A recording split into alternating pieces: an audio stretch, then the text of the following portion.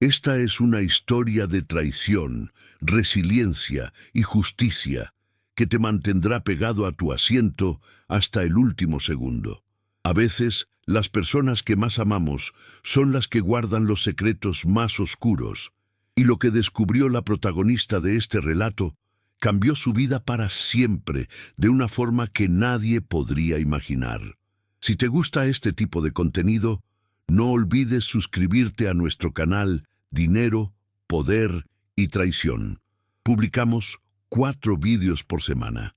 Dale like al vídeo si te gusta esta historia y déjanos un comentario contándonos desde dónde nos ves y a qué hora nos escuchas. Cuando Beatriz Méndez volvió a casa a las 7 de la mañana, después de pasar la noche fuera, por lo que creía era una convención de ventas, cuando abrió la puerta de la mansión que había construido con 12 años de matrimonio y esfuerzos, cuando entró en la cocina de granito negro que había elegido con tanto esmero y vio a su marido Adrián abrazado a otra mujer, cuando los vio besándose como si ella no existiera, como si esos 12 años no hubieran sido nada, su corazón se detuvo. Pero no fue la deslealtad lo que la destruyó. Fue lo que vio sobre la barra de la cocina, un sobre azul con los documentos de divorcio ya redactados.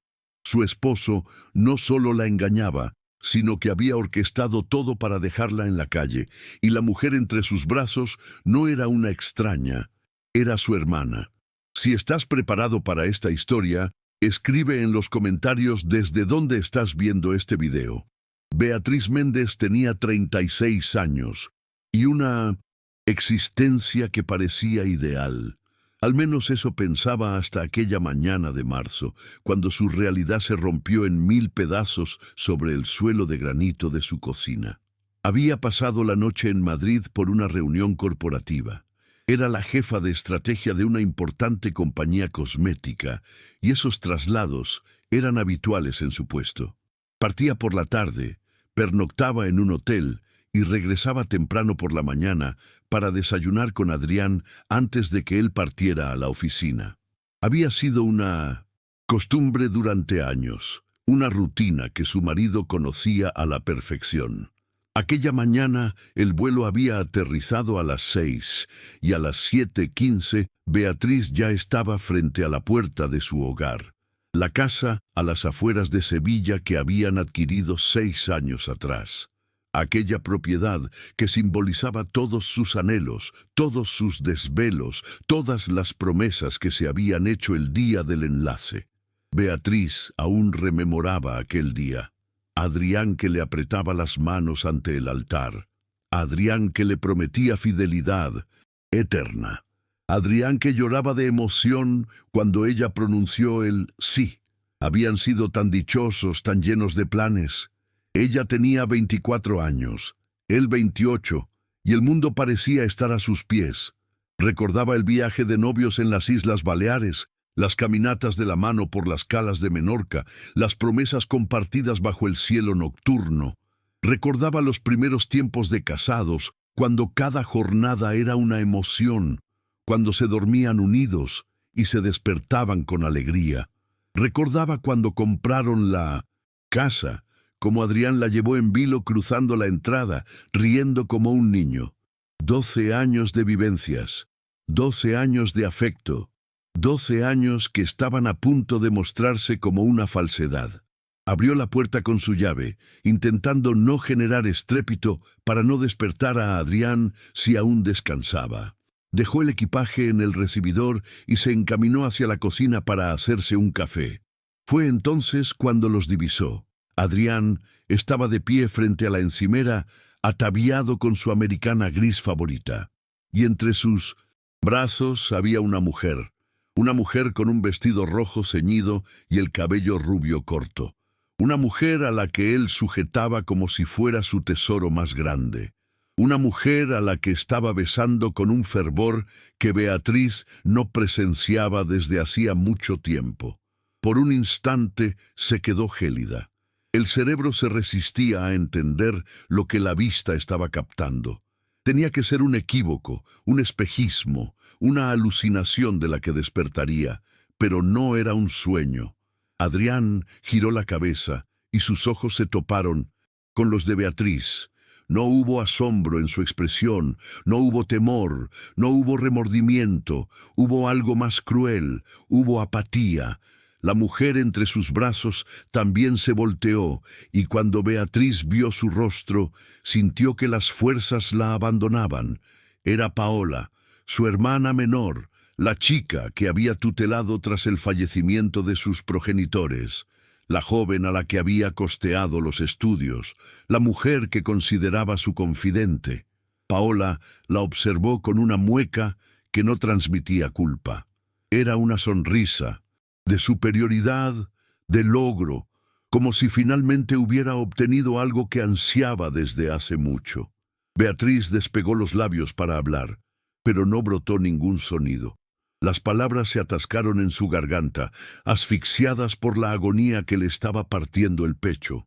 Fue entonces cuando notó el sobre azul sobre el mueble de la cocina.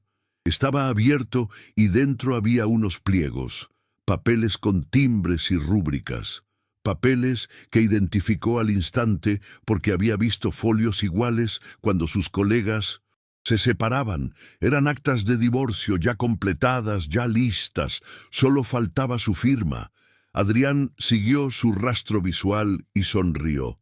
Una sonrisa gélida, pensada, que no guardaba rastro del hombre con el que se había unido, y le soltó algo que terminó de destrozarla.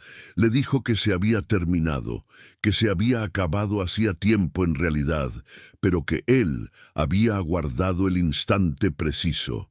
Y el instante preciso era ahora. Muchas gracias por escuchar hasta aquí. Si te gusta el canal y este tipo de historias, no te olvides de suscribirte a nuestro canal Dinero, Poder y Traición. Subimos 4 vídeos por semana. Dale like al vídeo si te está gustando el relato y deja en los comentarios desde dónde nos escuchas y a qué hora. Las horas que vinieron fueron las más amargas de la vida de Beatriz. Se encontró sentada en el sillón del salón, incapaz de reaccionar, incapaz de razonar, mientras Adrián y Paola le narraban con una serenidad aterradora cómo estaban las cosas. Su vínculo llevaba 3 años. 3 años en los que Beatriz había seguido con su día a día sin sospechar nada, laborando, viajando, regresando a casa con un esposo que la traicionaba con su propia hermana bajo el mismo techo. Paola venía frecuentemente a visitarlos. Beatriz siempre había creído que era para estar con ella, para cuidar ese lazo de hermanas que las había mantenido juntas tras la pérdida de sus padres, pero en realidad acudía por Adrián, por esos encuentros clandestinos cuando Beatriz estaba en la oficina, por esas noches cuando ella estaba fuera de la ciudad, las cenas familiares que Beatriz organizaba con tanto entusiasmo eran en realidad momentos para que los dos amantes se encontraran frente a ella. Los mensajes que Paola le enviaba para consultar cuándo regresaría del trabajo eran en realidad para coordinar las citas con Adrián. Cada vez que Beatriz abrazaba a su hermana agradeciéndole su presencia, Paola sonreía sabiendo que pocas horas antes había estado en la cama con su marido. 3 años de farsas. 3 años de engaños, 3 años en los que las dos personas que más amaba en el mundo la herían por la espalda mofándose de su candidez. Pero eso no era el final. Adrián le aclaró que había buscado consejo legal meses atrás. Había organizado todo con precisión absoluta. La casa estaba a su nombre, la había comprado antes del enlace con el patrimonio de su familia, las cuentas de ahorro estaban separadas. La firma en la que trabajaba Beatriz no tenía vínculo con los bienes gananciales. En conclusión, tras 12 años de unión, Beatriz no tenía potestad sobre casi nada. Había entregado su vida a aquel hombre. Había declinado ascensos para estar cerca de él. Había optado por no ser madre porque Adrián decía que aún no era la época y ahora comprendía que todo había sido meditado desde el comienzo. Pero lo que más la hirió no fue la parte económica ni la vivienda, fue Paola, su hermanita, aquella niña de 9 años a la que había tomado de la mano en el sepelio de sus padres y le había jurado que siempre se cuidarían. Aquella chica a la que había ayudado con las lecciones, a la que había arropado tras los desengaños, a la que había escoltado a la facultad el primer día. Paola la miraba sin un gramo de arrepentimiento. Es más, parecía casi deleitarse con su caída. Beatriz le inquirió por qué. ¿Por qué justamente ella? ¿Por qué precisamente Adrián? ¿Por qué de esa forma? Y Paola contestó que siempre había tenido envidia de ella, envidia porque era la mayor, porque sus padres le daban prioridad, porque siempre lograba lo que se proponía. Dijo que cuando conoció a Adrián, comprendió rápido que era demasiado para Beatriz y decidió que se lo merecía ella.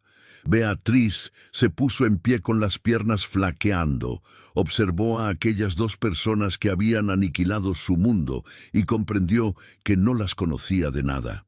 Eran dos extraños, dos seres oscuros que habían portado caretas durante años. No lloró, no gritó, no hizo nada de lo que ellos probablemente preveían. Simplemente giró sobre sus talones y se marchó por la puerta. Beatriz pasó los 4 días posteriores en un hostal en el centro de Sevilla. No descansó casi nada, no probó bocado. Pasó las horas contemplando el techo, intentando asimilar cómo su vida había podido descarrilar tanto. Había jornadas en las que no lograba salir de las sábanas, días en los que sollozaba sin control, en los que el tormento era tan agudo que parecía físico. Había noches en las que despertaba de golpe, convencida de haber escuchado la voz de Adrián solo para constatar que estaba sola. Pero Beatriz no era una mujer que se diese por vencida. Había sobrevivido al adiós de sus padres con 21 años. Había sacado adelante a su hermana prácticamente sin ayuda. Había forjado una trayectoria brillante desde abajo. No iba a permitir que Adrián y Paola la hundieran. El 4.º día contactó a una abogada, no una cualquiera, sino la mejor especialista en familia de la ciudad. Una mujer llamada Marta Soler, que tenía fama de ser implacable cuando la situación lo requería. El encuentro con la abogada le reveló muchas cosas. Marta le aclaró que el escenario no era tan negro como Adrián quería pintarle. Sí, la vivienda estaba a su nombre, pero durante el matrimonio, Beatriz había aportado a los pagos, a las remodelaciones, a los arreglos. Tenía derecho a una compensación relevante, pero sobre todo, Marta le planteó una cuestión que lo cambió todo. Le preguntó si Adrián había manejado alguna vez activos o negocios de los que ella no tuviera constancia. Beatriz lo meditó. En realidad, sí. Adrián trabajaba como gestor patrimonial y a menudo comentaba sobre movimientos y operaciones complejas. Ella nunca le había prestado atención. Confiaba en él totalmente. Marta le sugirió que indagara, que revisara los estados, las tarjetas, los flujos bancarios, que rastreara si había algo extraño. Beatriz regresó al hostal y comenzó la búsqueda. Aún conservaba acceso a ciertos archivos compartidos, a algunas claves que Adrián no se había molestado en renovar. Pasó madrugadas enteras ante la pantalla, siguiendo pistas digitales, bajando registros de cuenta, desglosando cada envío, y lo que halló la dejó muda. En los últimos 4 años, Adrián había desviado casi 3 millones de euros a cuentas en territorios opacos en las islas Caimán y Andorra, capital que venía de inversiones que había realizado empleando el capital de ambos. Dinero que legalmente también era suyo. Había fundado empresas pantalla, había falseado firmas, había levantado una estructura de mentiras financieras, pero había más. Beatriz descubrió que Adrián no era solo un traidor, era un estafador de alto nivel. Había manipulado el patrimonio de varios clientes pudientes, prometiendo ganancias irreales y quedándose con los márgenes. Había alterado actas bancarias, había redactado informes financieros ficticios, había incurrido en delitos que podían costarle años de encierro. Halló correos electrónicos donde Adrián alardeaba ante Paola de lo sencillo que era timar a sus clientes. Encontró mensajes donde se mofaban de un jubilado que les había entregado los ahorros de toda su vida. Encontró retratos de vacaciones de lujo costeadas con dinero hurtado, viajes que realizaban mientras Beatriz pensaba que Adrián estaba en juntas de trabajo. Y Paola era cómplice hasta la médula. Trabajaba como su secretaria desde hacía 3 años, el mismo tiempo en el que había arrancado su romance.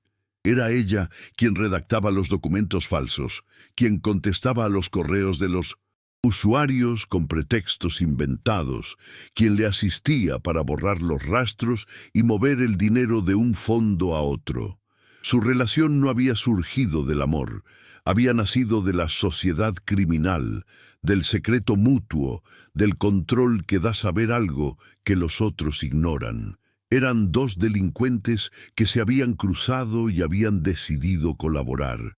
Beatriz comprendió que la suerte le había entregado una herramienta mucho más fuerte que el llanto.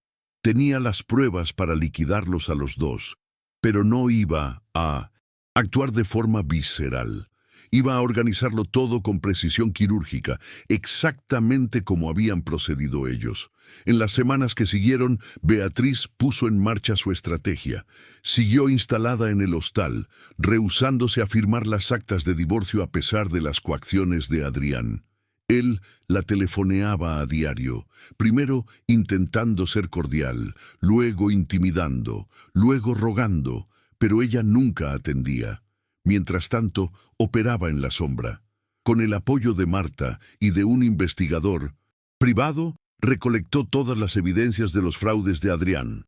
Folios, correos, audios telefónicos, huellas de los envíos bancarios. Armó un expediente tan robusto que ningún defensor en el mundo podría librarlo. Cada noche, Beatriz sumaba una nueva pieza al esquema. Descubrió que Adrián había timado no solo a grandes fortunas, sino también a ancianos que le habían dado su seguridad futura. Halló correos en los que él y Paola se burlaban de las víctimas, las tildaban de tontas, planeaban cómo malgastar el botín.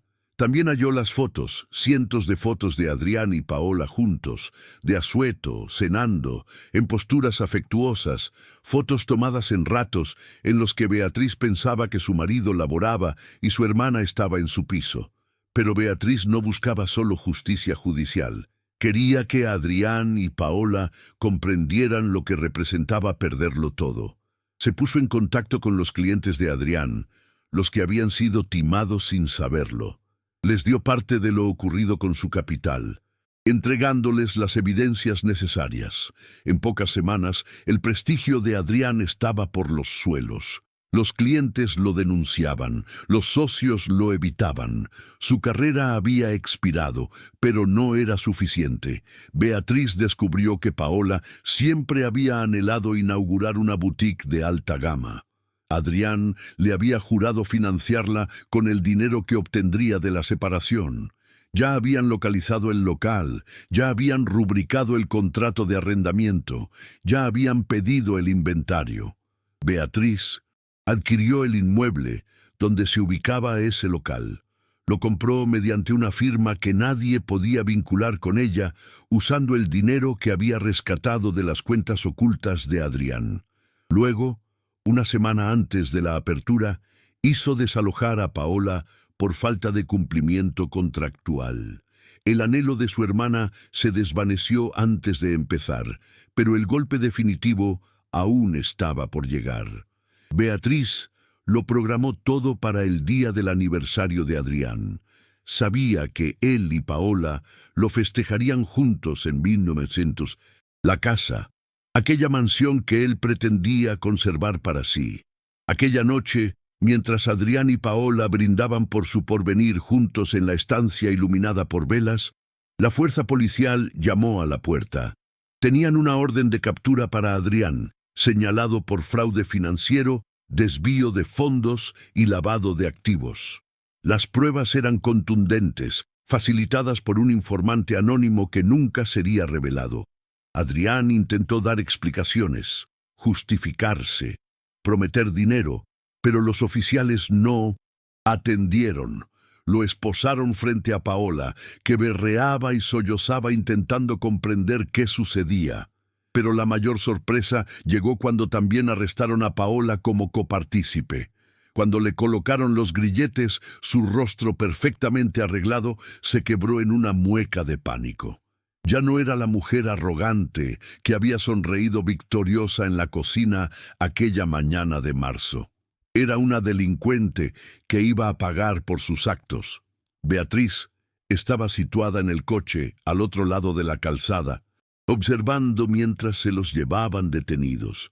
Vio a Adrián que buscaba su mirada, tal vez anhelando un último gesto de clemencia. Pero Beatriz no se inmutó. No sentía júbilo, no sentía placer, solo sentía un hueco enorme, el vacío de quien ha perdido todo en lo que confiaba, pero al menos conservaba su honor y la seguridad de que los traidores habían obtenido su merecido. El proceso duró 10 meses. Adrián fue sentenciado a 7 años de prisión por las estafas financieras. Paola recibió 4 años con régimen de libertad bajo fianza como cómplice. La mansión fue confiscada y subastada para resarcir a los afectados de los robos. Beatriz no sacó nada de esa venta. No le importaba. El capital que había recuperado de los fondos en el extranjero era más que suficiente para iniciar una nueva etapa, pero arrancar de nuevo no fue sencillo. Durante meses vivió como un espectro. Acudía al empleo, volvía al piso, comía, dormía y reiniciaba. No frecuentaba amistades, no salía, no disfrutaba, solo existía. Su apartamento rentado estaba tan desierto como su ánimo. Los compañeros la observaban con pena. Los allegados habían dejado de invitarla porque siempre declinaba. Se había vuelto la sombra de la mujer enérgica y segura que había sido. Fue durante uno de esos días grises, cuando pensaba que nada mejoraría, que conoció a Hugo. Era un colega de otra sección, al que nunca había prestado interés. Un hombre calmado, parco, con ojos sinceros y una sonrisa que siempre parecía honesta. Empezaron a conversar de casualidad durante un descanso para el café y notaron que tenían mucho en común. Hugo también era separado. Su mujer lo había abandonado por su mejor amigo. Una vivencia tristemente similar a la suya. Sabía lo que era ser engañado por quien amas. Sabía lo que era reconstruirse desde cero. No fue algo instantáneo, fue algo más pausado, más sólido, más auténtico. Una camaradería que poco a poco se transformó en algo distinto. Almuerzos compartidos que se volvieron cenas, cenas que se tornaron en caminatas por el parque de María Luisa al caer la tarde. Caminatas que se volvieron algo más. La primera vez que Hugo le tomó la mano, Beatriz tuvo temor. Miedo de confiar otra vez, miedo de volver a padecer, miedo de hallar que él también guardaba dobleces. Pero Hugo no la presionó. Le dijo que comprendía, que podían ir sin prisa, que no había urgencia. Y así lo hicieron. Durante meses se frecuentaron sin nombres, sin ataduras, sin planes. Hugo le obsequiaba flores sin ocasión. Le cocinaba cuando ella llegaba agotada de la oficina. La escuchaba cuando requería desahogo. Estaba junto a ella en quietud cuando necesitaba silencio. Y cuando finalmente Beatriz se abrió, descubrió algo que había olvidado que existía. Comprobó que el afecto real no lastimaba, no exigía renuncias extremas, no pedía anularse a una misma, no engañaba. El amor auténtico era lo que Hugo le entregaba cada día con los detalles mínimos, con las frases tiernas, con la calma infinita. Un año después de la sentencia, Beatriz y Hugo se mudaron juntos. Adquirieron un pequeño piso en el centro de Sevilla, nada ostentoso como la mansión, pero rebosante de claridad y de afecto. Y por primera vez en años, Beatriz se sintió en su hogar. 4 años después del divorcio, Beatriz recibió una misiva. Era de Paola, escrita desde el centro penitenciario, donde cumplía una pena más rigurosa tras haber quebrado las reglas de su libertad inicial. Era una carta extensa, cargada de excusas y pesar, que rogaba perdón por todo el mal infligido. Paola relataba que había asimilado sus fallos, que cada jornada en la celda recordaba lo que había hecho, el daño que había provocado. Escribía que Adrián la había dejado lógicamente en cuanto la situación se complicó, que estaba sola, totalmente sola, y que se lamentaba de cada paso que la había conducido allí. Consultaba si podían encontrarse, preguntaba si había alguna opción de perdón, pedía si podían volver a ser hermanas. Beatriz la leyó una sola vez. Luego la incineró en la estufa del salón. No sentía ya rencor por su hermana, no sentía ya nada. Paola se había vuelto una desconocida, alguien que pertenecía a una etapa remota que ya no le afectaba. Aquella noche, mientras veía las brasas consumir el papel, Hugo se le aproximó, le puso una mano en el hombro y le inquirió si estaba bien. Ella se volvió, lo miró fijamente y sonrió. Una sonrisa de verdad, completa, que le dio brillo a la cara como no ocurría desde hacía mucho. Dijo que sí. Por primera vez, en su existencia era totalmente franca. No requería el perdón de Paola para estar en calma. No requería contestaciones de Adrián para continuar su senda. Tenía todo lo necesario allí mismo, en aquella vivienda llena de luz, junto al hombre que la valoraba de verdad. 3 meses después, Hugo le pidió matrimonio. Lo hizo de manera humilde durante una cena en el piso, sin sortijas carísimas ni actos exagerados. Le dijo que la amaba, que quería transcurrir el resto de su tiempo con ella, que quería forjar algo genuino y permanente. Beatriz aceptó, sin vacilar. La boda fue una reunión muy privada en un pequeño patio a las afueras de Sevilla, con el sol ocultándose tras los tejados y el perfume de azahar inundando el ambiente. Beatriz lucía un vestido básico, color marfil, sin aplicaciones ni pompas. Hugo sollozó cuando la vio avanzar hacia él, y ella comprendió que aquellas lágrimas eran de verdad, auténticas, distintas de las lágrimas fingidas que Adrián había vertido 12 años antes. Cuando se juraron los votos, Beatriz no mencionó la eternidad ni el para siempre. Mencionó el hoy, el mañana, cada día que levantarían juntos. Y Hugo hizo lo propio. Tras la unión, celebraron en el mismo sitio con mesas bajo la vegetación y guirnaldas de luz entre las ramas. No hubo botellas de lujo ni manjares exóticos, pero hubo amor, y eso superaba cualquier opulencia. 1 año después del enlace, nació Julia, una bebé con los ojos de su madre y el gesto de su padre. Una niña que encarnaba todo lo que Beatriz siempre había anhelado y que había supuesto que nunca alcanzaría. El nacimiento fue complejo, pero Hugo no soltó su mano ni un segundo. Estuvo con ella durante 20 horas, dándole ánimos al oído, limpiándole la frente, recordándole su fortaleza. Observando a su hija descansar en la cuna, Beatriz reflexionó sobre todo lo vivido, sobre la traición, sobre el golpe, sobre el desquite, y comprendió que de una manera extraña y compleja, todo aquel sufrimiento la había guiado exactamente a donde debía estar. Si Adrián no la hubiera engañado, jamás habría conocido a Hugo, jamás habría tenido a Julia, jamás habría descubierto lo que significaba ser verdaderamente querida. A veces las peores rachas que nos tocan son en realidad las mejores. A veces tenemos que perderlo todo para hallar lo que realmente cuenta. Y a veces la mayor deslealtad puede volverse la dicha más inesperada. Beatriz se había extraviado para hallarse. Había cruzado el fuego para alcanzar la paz. Y ahora, Finalmente, estaba justo donde le correspondía. Y cada mañana, cuando despertaba al lado de Hugo y oía a Julia balbucear en el cuarto continuo, no pensaba en Adrián ni en Paola. No pensaba en la mansión de granito negro ni en los papeles de divorcio.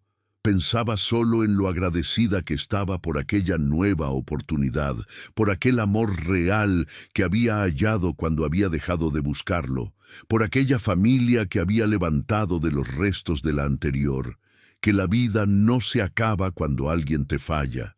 La vida reinicia y a veces reinicia más hermosa que antes. Si esta historia te ha recordado que tras cada tempestad llega la calma y que las traiciones a veces nos quitan de encima a quien no nos merecía, deja una huella de tu paso con un corazón.